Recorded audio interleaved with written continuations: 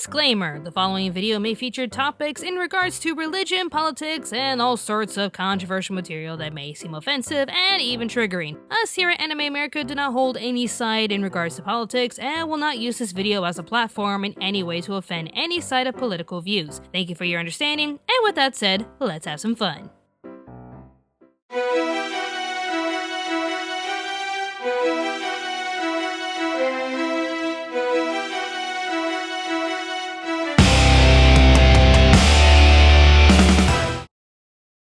If there's one thing I know, nothing is ever safe from controversy, not even anime. So let's look around the internet and check out some of its dark history. Seems to be a lot. Oh, we're going there today. We're here to highlight some of the most controversial moments that have ever affected the anime industry. Whether it be in the industry itself or in the anime's final cut, we're gonna take a look at some of the darkest and questionable moments that made people's heads turn. And because a lot of these controversies relate to other events, we're gonna group some of them together into their own categories and arrange them from bad to, oh come on, what were you thinking? Are you ready to see the dark underbelly of the anime world? I hope you are, because this is Anime America's Top 10 Most Controversial Moments in Anime.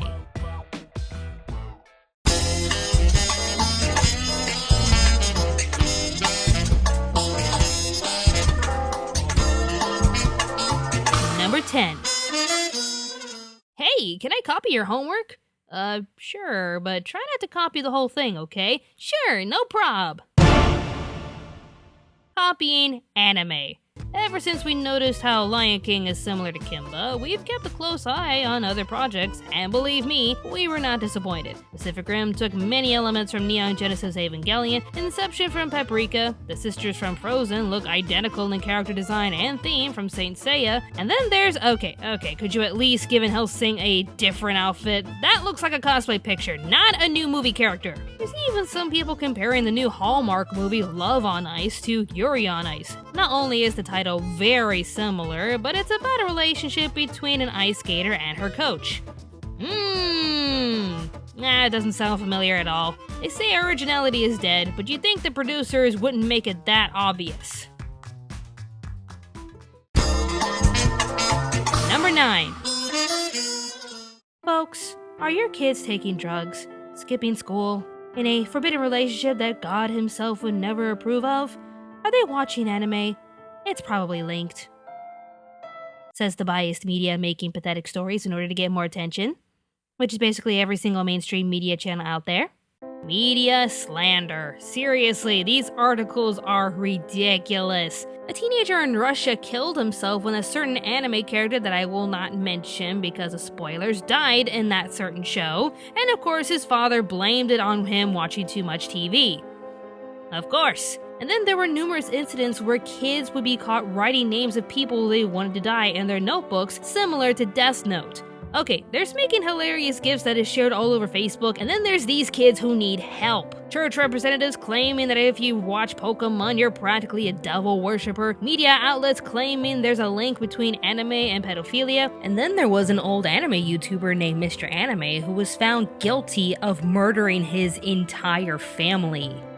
Dang. While a vast majority could see a real issue with some of these people and ask if they need help, religious leaders and media sources will all say the same thing. If you like anime, you're prone to do something evil, just like with video games. So what is manga? Well, it's a very Japanese art form. It's really graphic novels or animated storybooks that are directed not at children, but at adults. And it is very, very popular in Japan, and there are dozens and dozens of different genres of manga. And those include manga pornography and child porn. Number 8.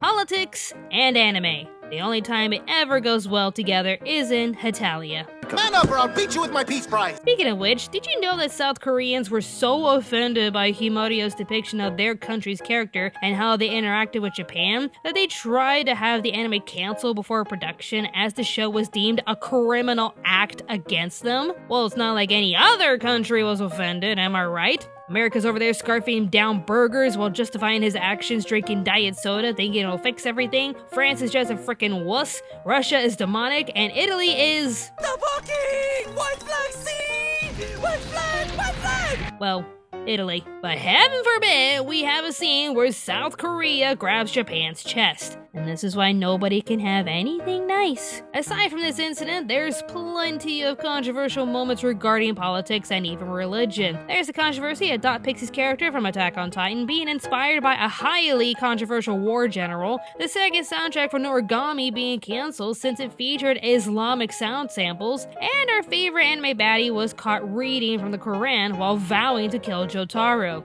You'd think after the Ocarina of Time incident, Japan would know that this is a big no-no. By the way, did you know there's an anime where Jesus and Buddha are best friends? Well, I'm sure that's not gonna piss anyone off. Well, at least us here in America wouldn't add anything controversial to our dubs, right guys? Have you got a stick up your ass? Or are you one of those dumbass Gamergate creep shows? Really? Funimation? Really? Wow. Number 7. Now, how did Shannon put it? These donuts are great! Jelly-filled are my favorite! Nothing beats a jelly-filled donut. That's not a donut. You know that's not a donut. Those are carbs, Brock. Carbs! And while we're on that topic, cultural adaptation. One of the most controversial moments for us kids in the 90s was America putting their little touches on Japanese culture. What's her name? Usagi? That's not a name. Her name is Serena. There we go. And Satoshi? Pfft, we'll just name him Ash, because that's what all the cool moms want to name their kid. And this is Joey. This is TK. And this one is Zoe. Because who names their kids Katsuya, Takeru, and Ichigo? Ha ha ha, America. What's that thing rolling down the hill? Is that a rice ball? Nah, Ash needs a sandwich. Eat up, Ash. Seriously, folks, these cuts and culture swaps got so bad that when Miramax got the rights to Princess Mononoke, the film's producer Toshio Suzuki sent the co-chairman Harvey Weinstein an authentic katana with a simple message inscribed on the blade: no cuts. This was made clear that no other studio who got the rights to any Ghibli films would ever change anything from the original source material, ever since New World Pictures botched up Nausicaa the Valley of the Wind, to which they called their butchered masterpiece Warriors of the Wind. Because America. Seriously need to find a copy of this movie and see how bad it is. Number 6. I think this post from Caitlin Glass says it all. Yep, we're on this subject. Harassment and death threats. A lot of fans feel entitled to what people in the industry do with their favorite shows. And honestly, it needs to stop. Many actors, including Caitlin Glass, are constantly bullied and harassed by so-called fans demanding certain information over certain anime titles. What's the next anime dub? Can you make this person dub my favorite character? Will you be singing the songs in English? Let us be clear here.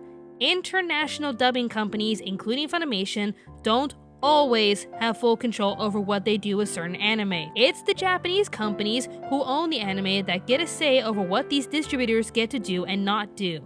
Yes, they can have some liberties like what happened with Ghost Stories and Hitalia, but it's not the case for all anime. Regardless of your fandoms and wishes, please do not resort to harassment and even death threats in order to get what you want. Sadly, it doesn't stop here, and it's not just in America. Japan has its own issues with fans obsessed with the anime industry. Hiroshi Kamiya, the original voice of Levi from Attack on Titan, had to come out with a full apology to his adoring fans for betraying them. And how did he betray them, you ask?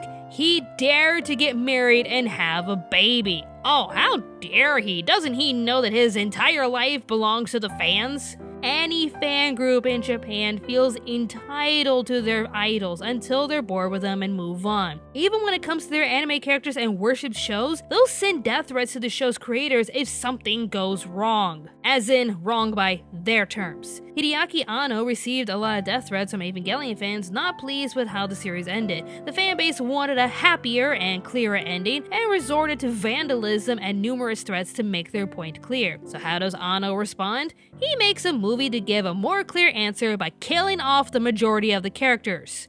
Lesson learned, kids. Don't mess with someone else's story. Unfinished stories can always change for the better or worse, and in Ano's case, he gave one giant middle finger back to the fans. Number 5. Oh, such a touching moment between two villains in love. She did everything to get him and her queen to notice her, only to be killed for her failures. Such heartbreak between our loving, heterosexual couple. And that's America's story, and they're sticking to it. Yeah, no hetero, bro. Zoisite this entire time was a dude.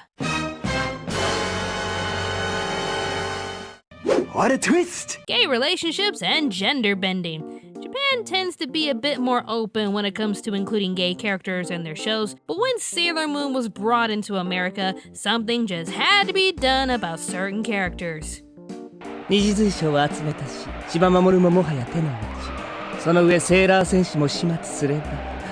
Wait, this is a gay couple? Well, this one looks feminine enough, so...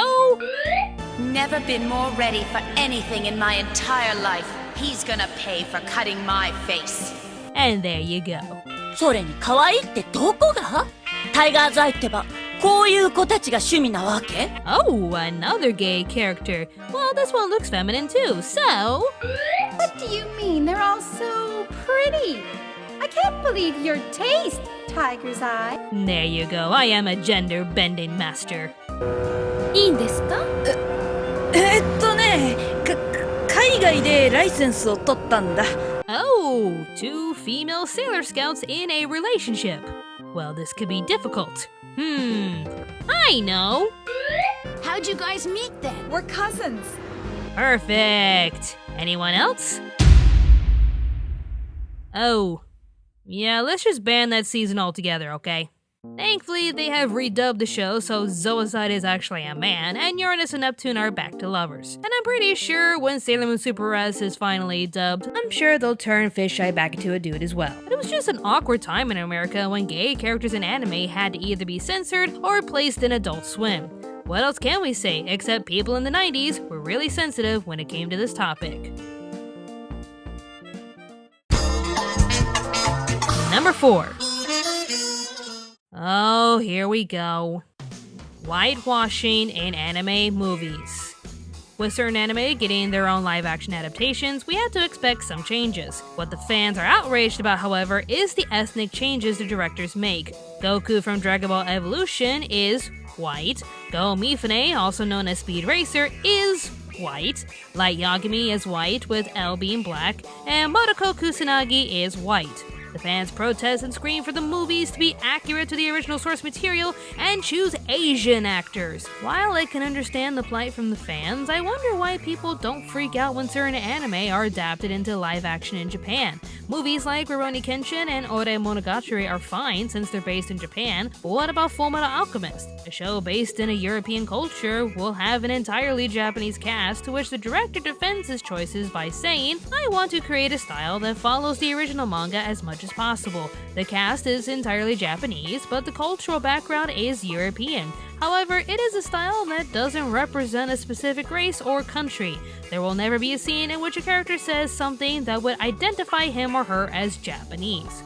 Well, that's one way to stand by your actions, I guess. Why the outrage towards international directors who run by the same notion? Everyone else's ethnicity in Dragon Ball Evolution was accurate, but since Goku is an alien, he could look like any other ethnicity in the entire world, hence why there was more liberty for the director, James Wong, to choose who he felt would make the best Goku.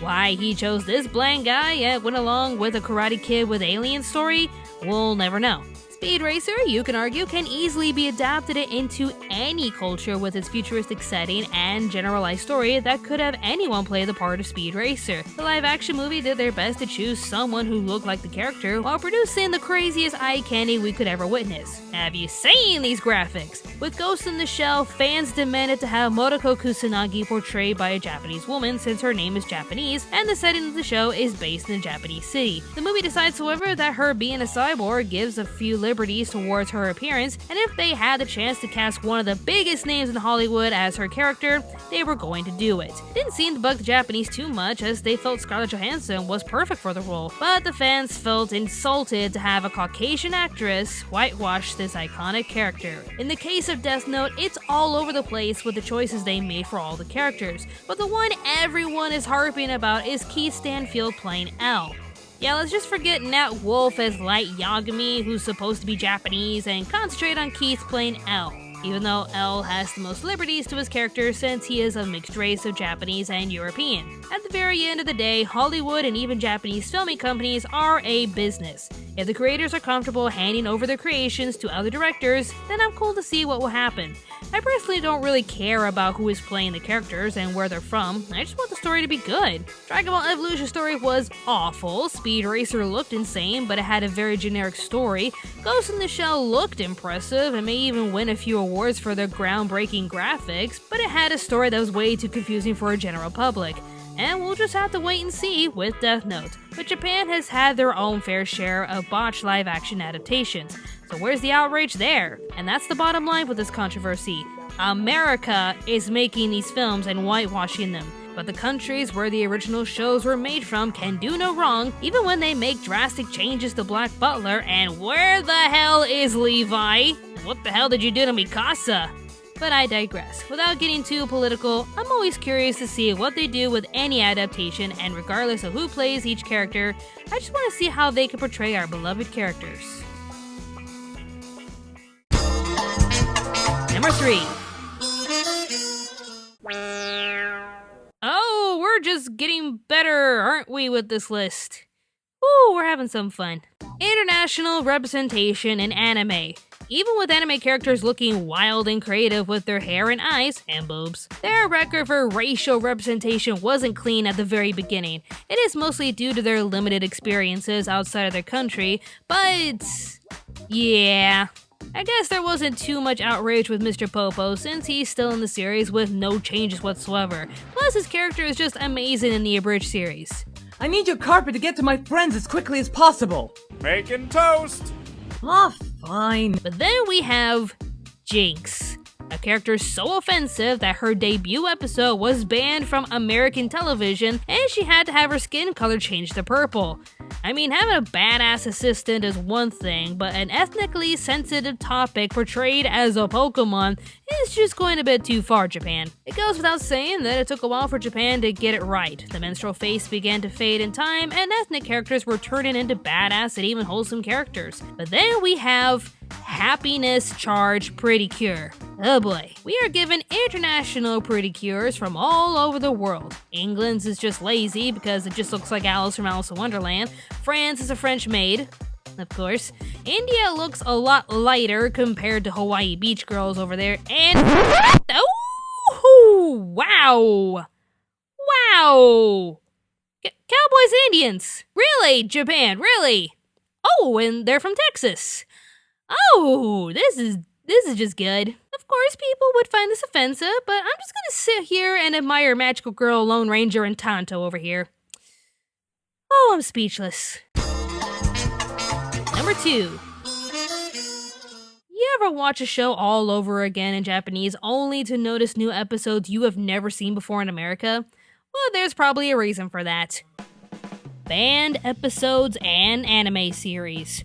If America found anything controversial or damaging in certain anime shows, they will outright ban the episodes from television. With Pokemon, not only was the Jinx episode banned, but we also had Tentacool and Tentacruel banned because having a giant Pokemon destroying buildings after 9/11 wouldn't scare anyone. Beauty and Beach was removed because...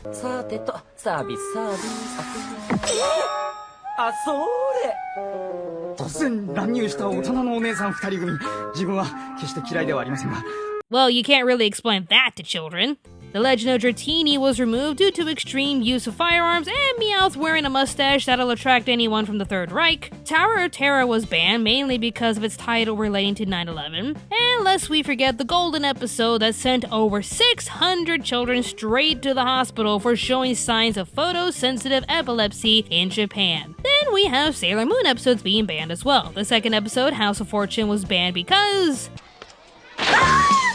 Oh Damn, Mumino, the Negaverse gave you some balls. The Chanela episode was banned because... Ooh. Let's hope Peter aren't watching this movie. Melody of Love was banned because Usagi snuck into an adult club. The Summer Beach Ghost episode was banned because of our heroes giving beach time fan service. And the episode where Chibi Usa meets a dinosaur was banned because more beach time fan service. Not to mention, an entire season of Sailor Moon never made it to America because how can they explain men transforming into women? The cousins argument won't save you this time. At the end of the day, if the episode seemed too controversial, it would never make the air. But what about animes being banned from certain countries? Pokemon was banned from Saudi Arabia for being a Zionist conspiracy. Well, that's just silly. Attack on Titan, Death Note, and Tokyo Ghoul were banned from China for excessive violence and corruption. Kinnikuman was banned from France for depicting a good Nazi. Shoujo Tsubaki was completely destroyed. For obvious reasons. You already know why Hetalia was banned from South Korea, even though they made sure South Korea wasn't going to appear in the show. Kite was banned from Norway for graphic sexual violence involving minors. What am I reading? Fate Calais Lunar Prisma was banned from Russia as child pornography. Really? And Pony Pony Poemi and High School DxD were banned from New Zealand for their intense sexual graphics. I never really thought New Zealand would be this cautious, but at least they have Hobbiton.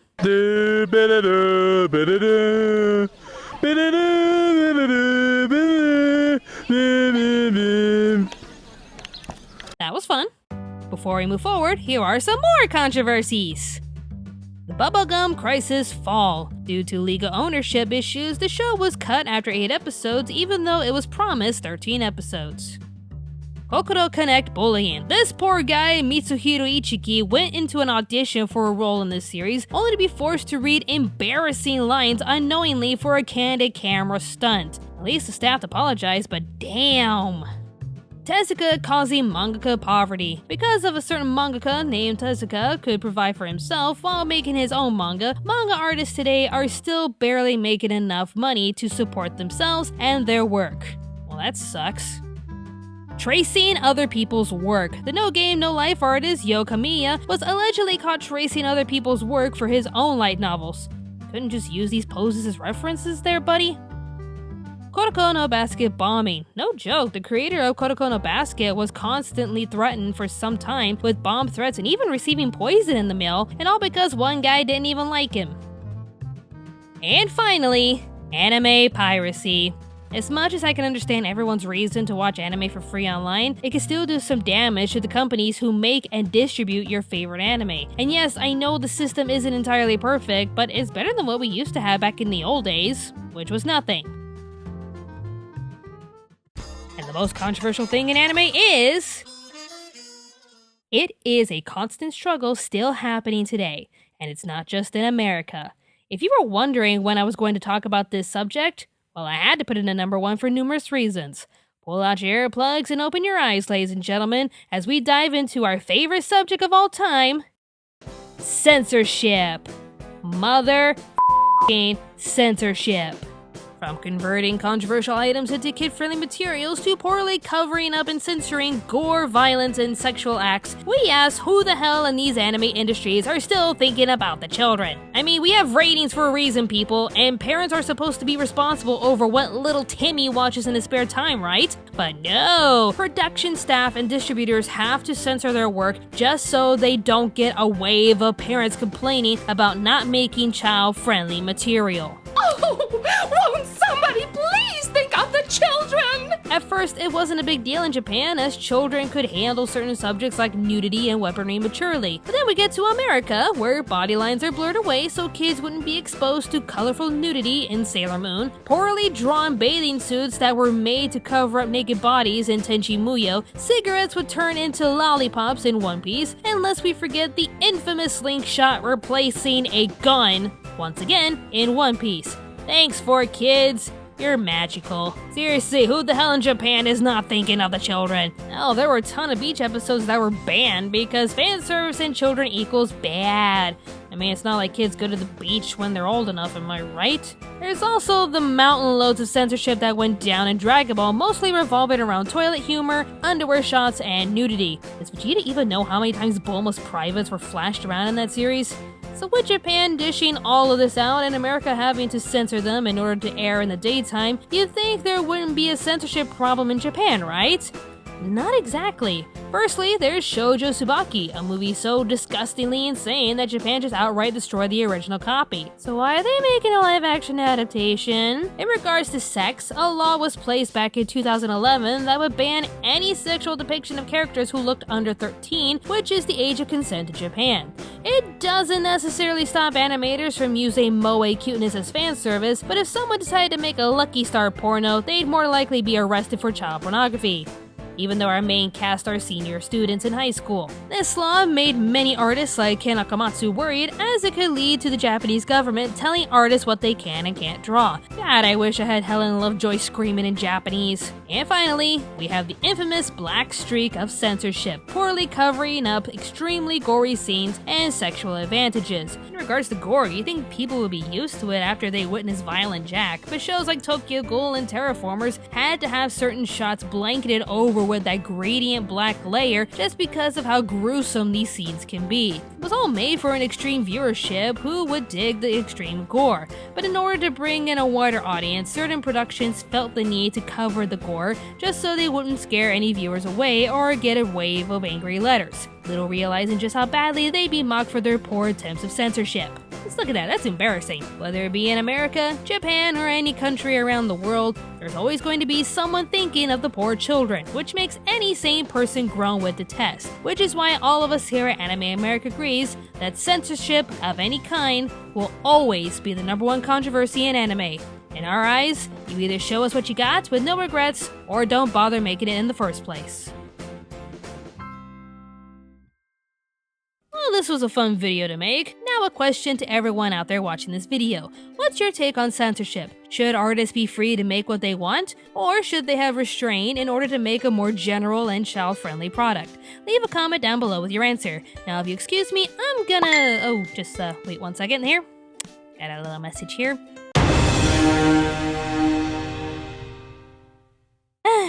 Somehow I'm not surprised. Like I said, no one is ever free from controversy. Not even us. Damn it, Somi.